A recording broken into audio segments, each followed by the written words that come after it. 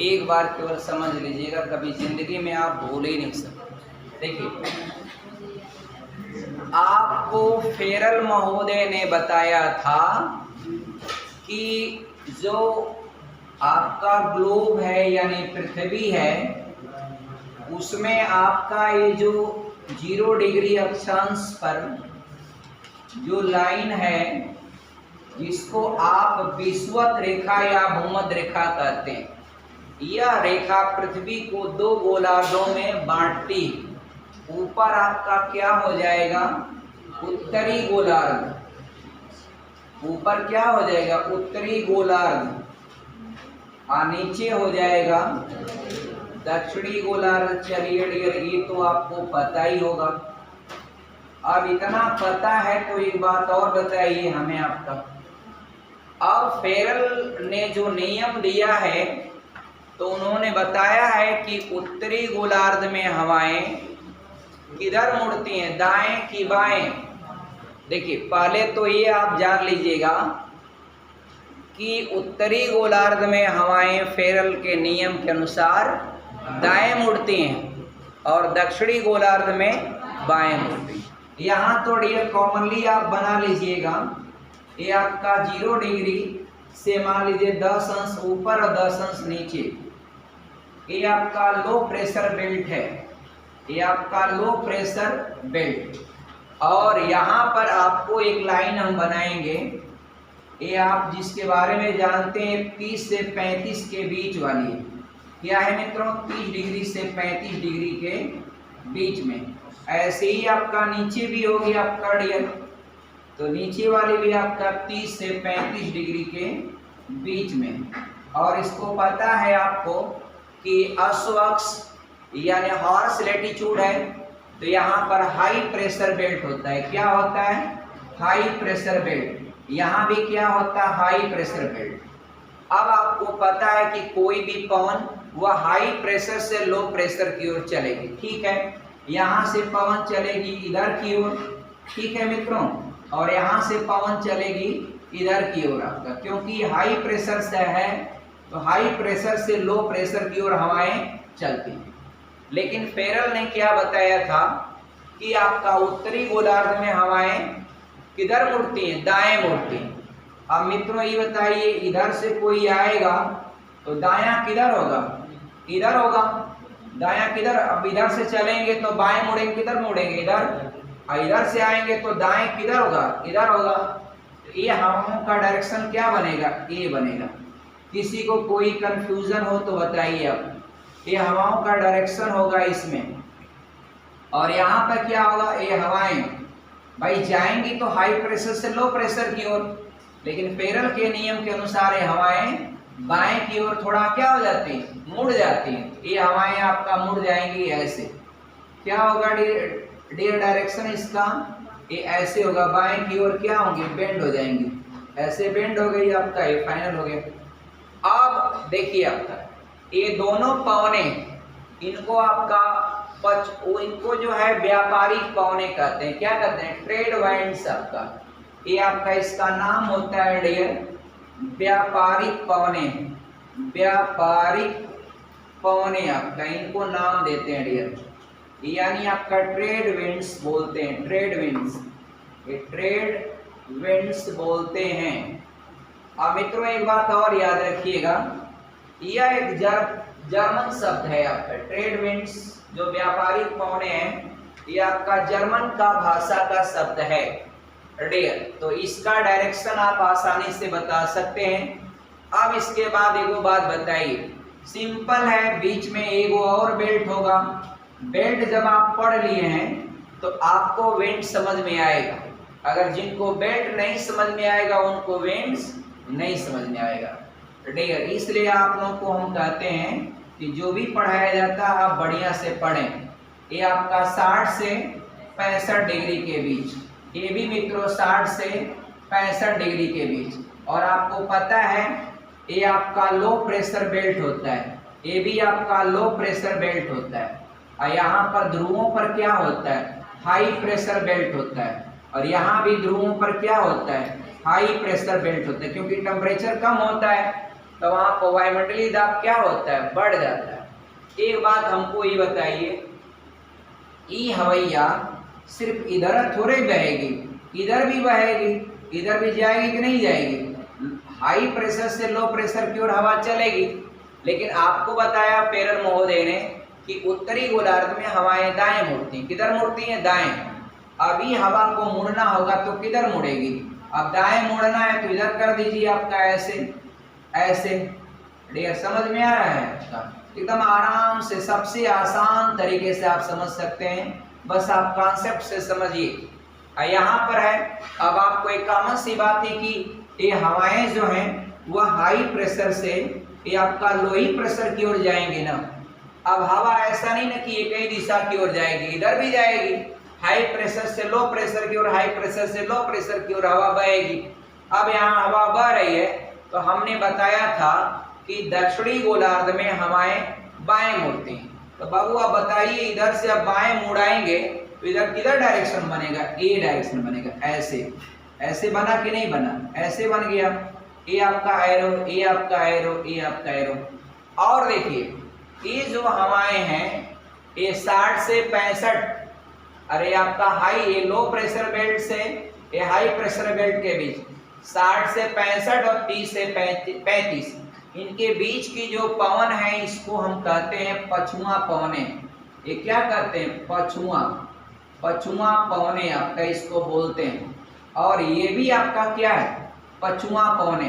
कोई भी पवन जो है ना वह दोनों गोलार्धों में फ्लो होती है। जैसे व्यापारिक पवने हैं तो अब ये दोनों गोलार्ध में हो जाएगी। देखिए उत्तरी गोलार्ध में भी हो गया, दक्षिणी गोलार्ध में भी हो गया। उसी तरह से पछुआ पवने उत्तरी गोलार्ध में भी है और दक्षिणी गोलार्ध में भी है। तो यहाँ पर ये क्या हो जाएगी, पछुआ, ये पछुआ पवने आपका ये भी हो गया। अब डियर आपके पास एक और बचा हुआ है। अब बताइए यहाँ पर हाई प्रेशर से लो प्रेशर की ओर हवाएं चलेंगी। यही ना हवा का नियम होता है, हवा जो है उच्च दाब से निम्न दाब की ओर बहती। अब मित्रों ये हवा चलेगी कि नहीं चलेगी, चलेगी ना, नीचे की ओर लो प्रेशर की ओर चलेगी। लेकिन अभी आपको फेरर महोदय की बात जरा याद करिए कि उत्तरी गोलार्ध में हवाएं किधर मुड़ती हैं, दाएं। अब ये दाएं मुड़ाएंगे तो इधर तो बायां हो जाएगा, इधर आपका दायां होगा। तो ये हवैया सब कैसे मुड़ जाएंगे, ऐसे। कैसे मुड़ जाएंगे, ऐसे। अब आपका यहाँ आ जाइए, हाई प्रेशर से लो प्रेशर की ओर हवाएं चलेंगी, ठीक है। अब आपको पता है दक्षिणी गोलार्ध में हवाएं किधर मुड़ती हैं, बाएं। बस बाएं घुमा दीजिए, आपका खत्म, काम खत्म। अब ये बताइए इसको एग्जाम में आप वैसे याद रख पाएंगे नहीं आपका। और एक बात और सुनिए, मेरी बात को गौर से सुनिएगा। ये हवा मित्रों इधर से चल रही है, पूरब से चल रही है। ये हल्का सा ट्रेपर लिए है लेकिन है तो पूरब से, इसलिए इसको पूर्वा बोलते हैं। क्या, पूर्वा पवने। ये आपका पूर्वा पवने। यहाँ भी आइए, ये भी क्या है, पूरब से लेकर के आपका पश्चिम की ओर बहती हैं। इसका भी नाम क्या है, ये आपका पूर्वा पवने, पूर्वा पवने।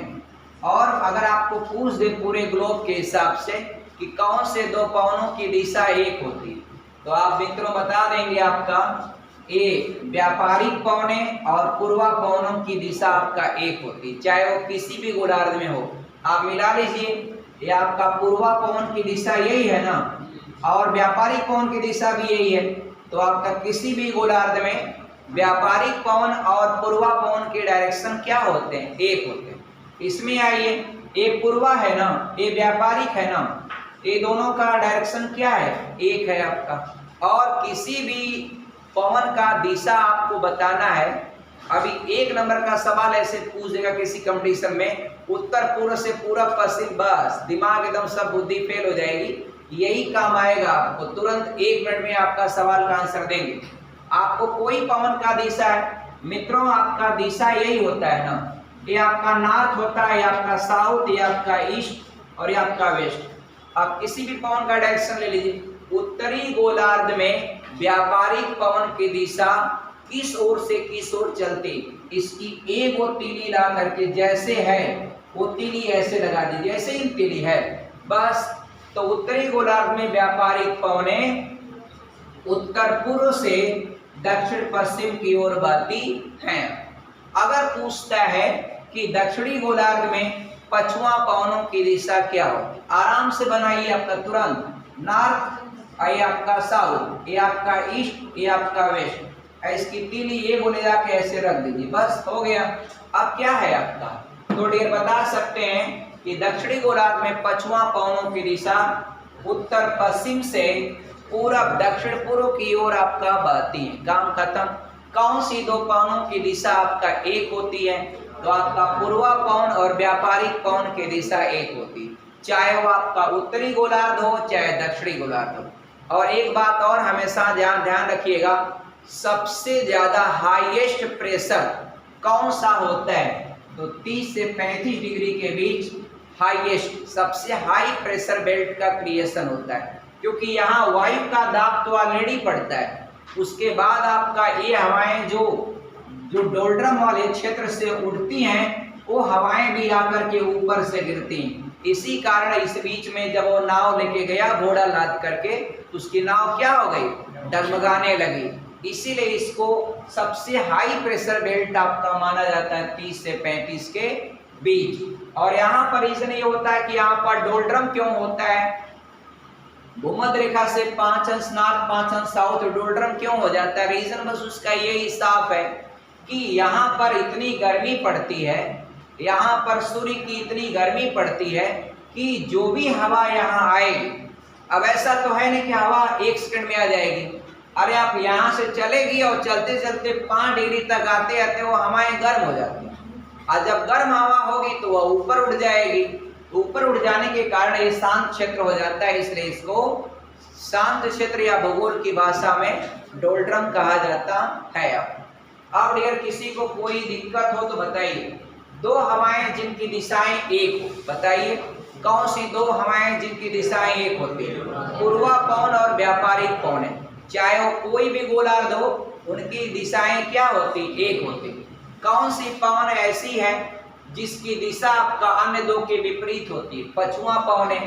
पछुआ पवन है, इसमें भी आपका ऊपर की ओर होती है और इसमें भी आपका होती है, बाकी इन दोनों का डायरेक्शन क्या होता है, एक होता है। इसका इन दोनों का भी डायरेक्शन क्या होता है, एक होता है। इसका डायरेक्शन क्या होता है, इन दोनों के डायरेक्शन के क्या होता है, विपरीत होता है। और आपको पता है कि उत्तरी गोलार्ध में पेरल महोदय के अनुसार जो उत्तरी गोलार्ध में जो हवाएं मुड़ती हैं वह दाएं की ओर मुड़ती हैं, जबकि दक्षिणी गोलार्ध में हवाएं आपका बाएं को मुड़ती। तो ये बात आपका हमेशा आप याद रखिएगा। आगे बढ़े डियर। अब मित्रों ये बताइए कि यहाँ पर तो डोल्ड्रम और यहाँ पर लो प्रेशर बेल्ट बना है, एलपी बना है। अब लो प्रेशर बेल्ट बना है, ये आपका एचपी है, हाई प्रेशर बेल्ट है। ये भी क्या है, हाई प्रेशर बेल्ट है।